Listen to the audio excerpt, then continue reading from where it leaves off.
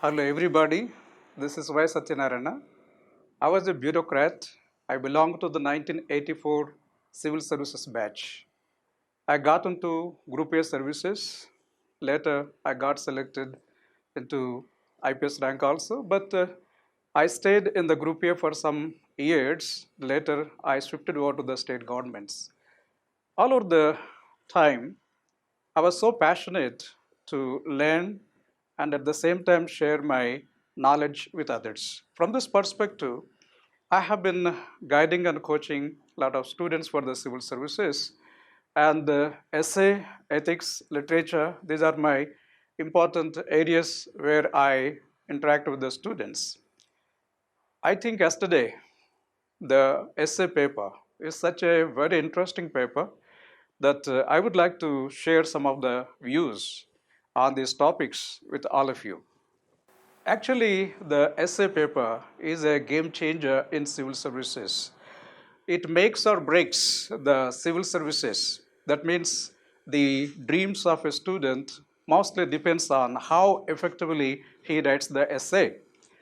In fact, if you can see the marks obtained by the students, you might have seen that the people are scoring around 175, and some of the students are scoring less than 29 also. So it will be very interesting that the students who are preparing for civil services getting such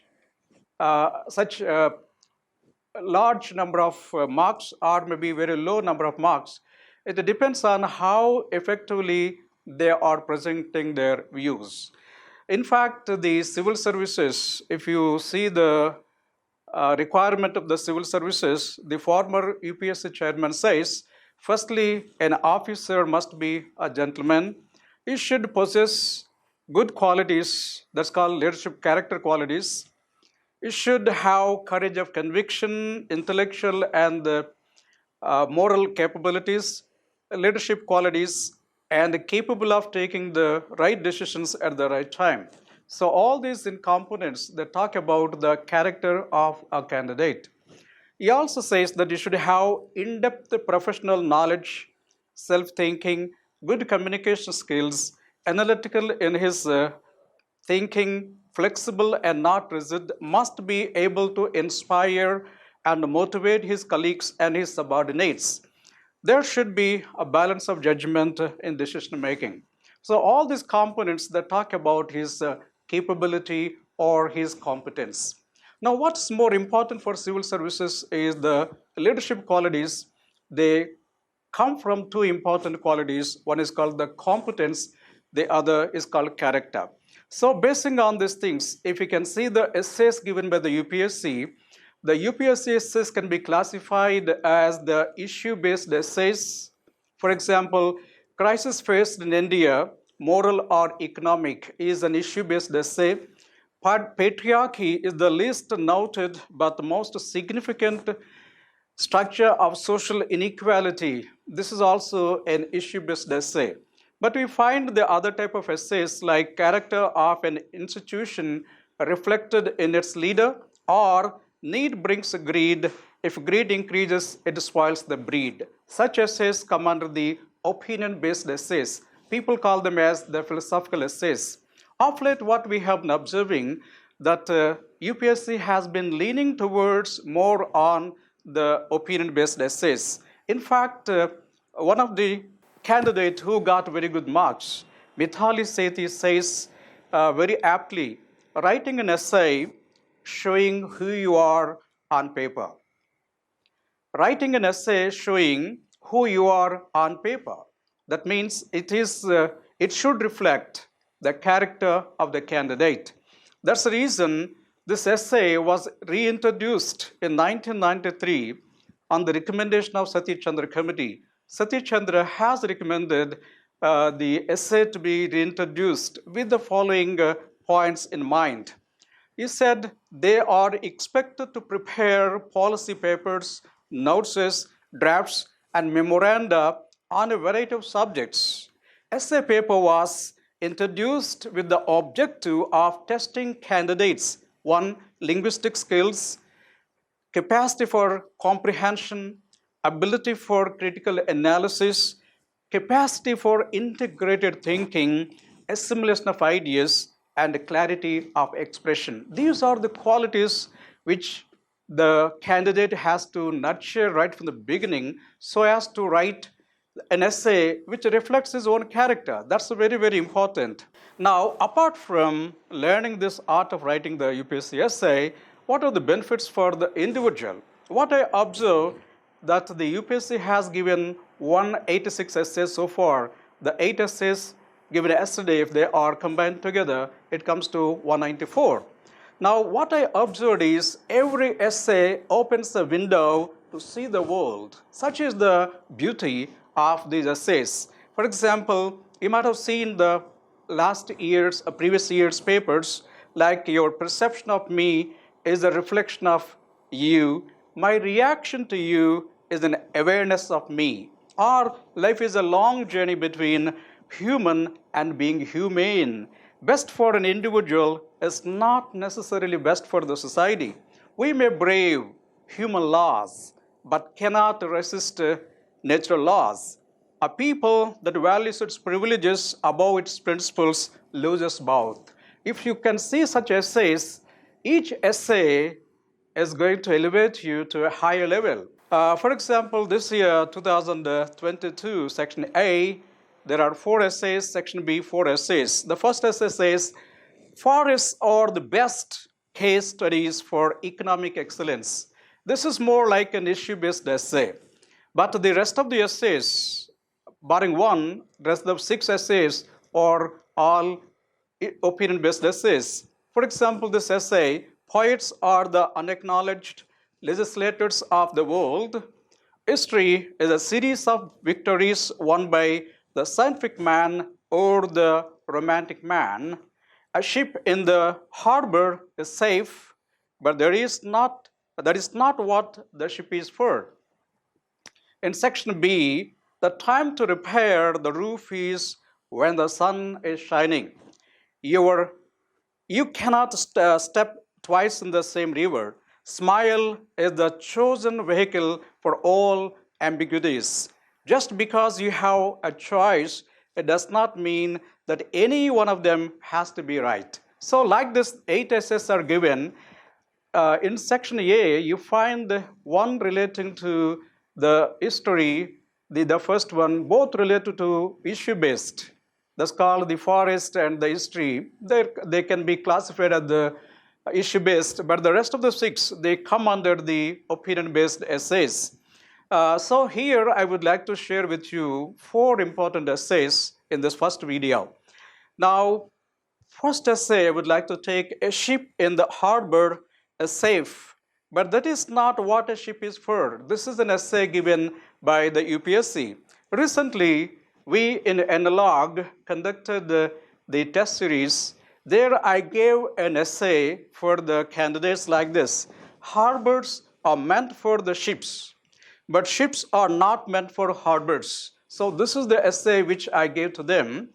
But surprisingly, I was very much elated to see the essay, a ship in the harbor is safe, but that is not what ship is for. This is by John Shedd. So this is the essay given by the UPSC.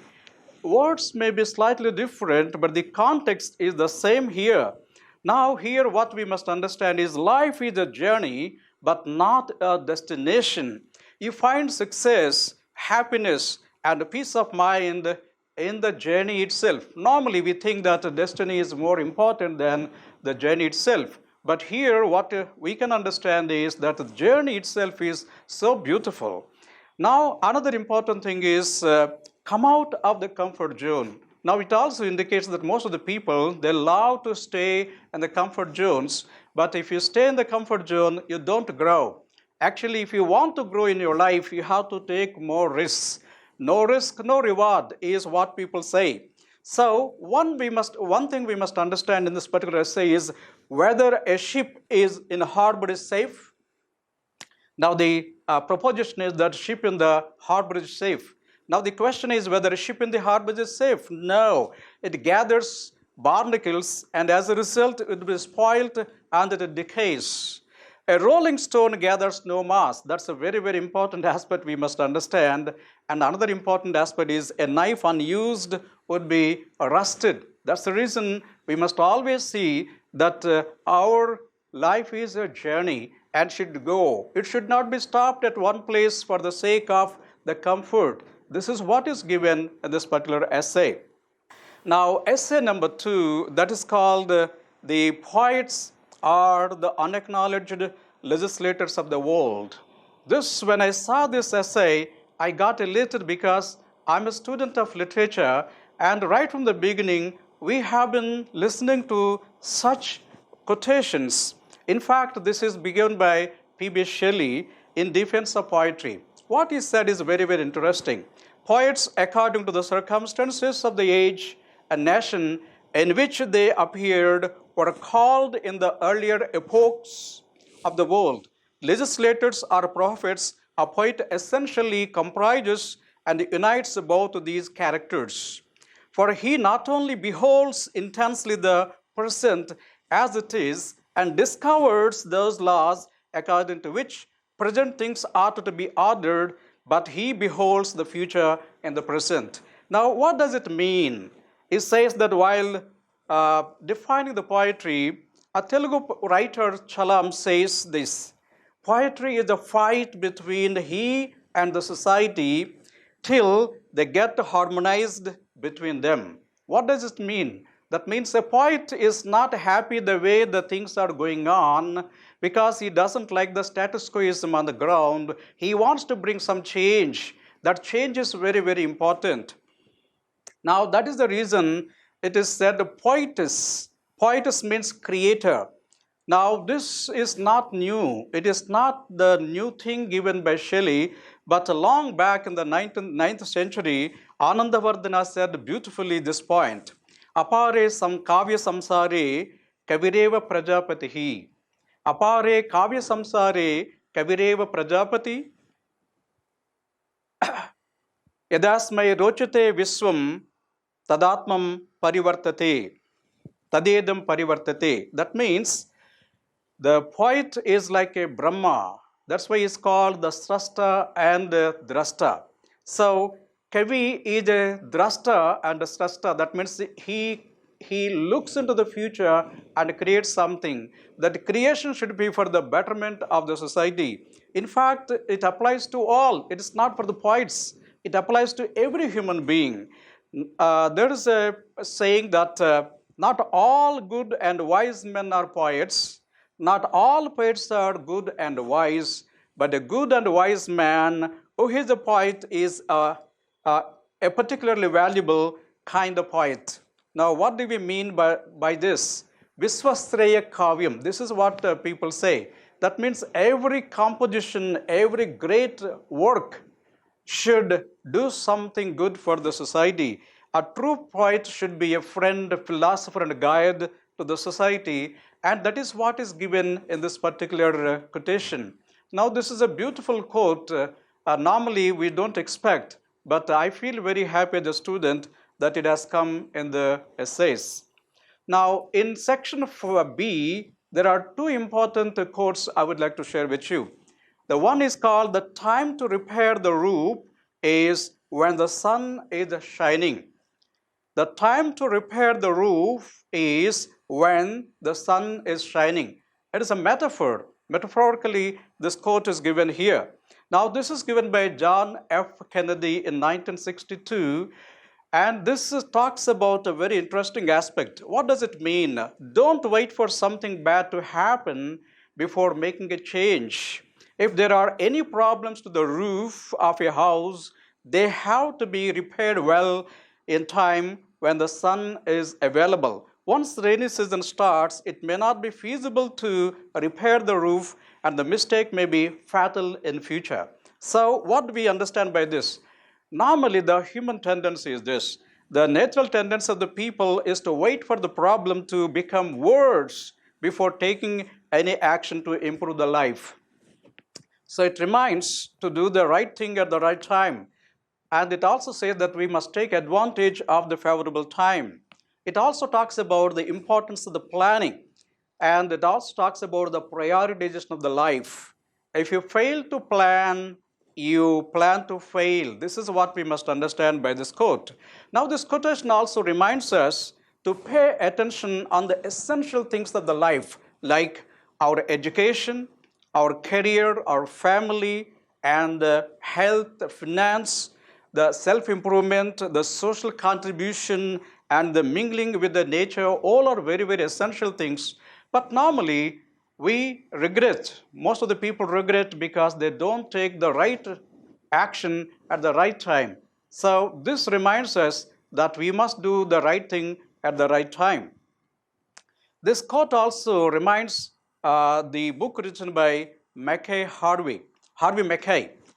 He says, dig your well before they are thirsty. So the quote also reminds what Kennedy says.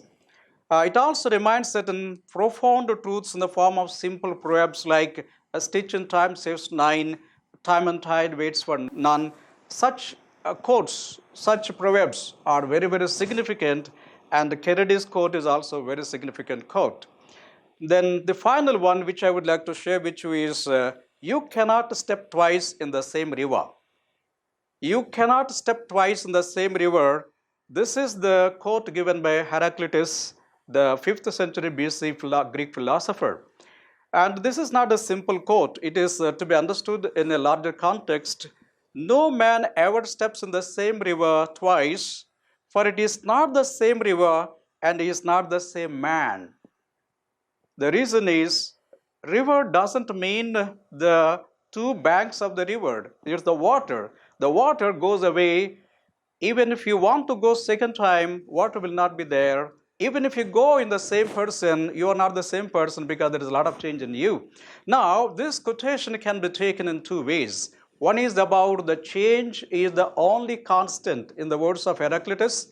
And you can also take in the other sense that you must live in the present.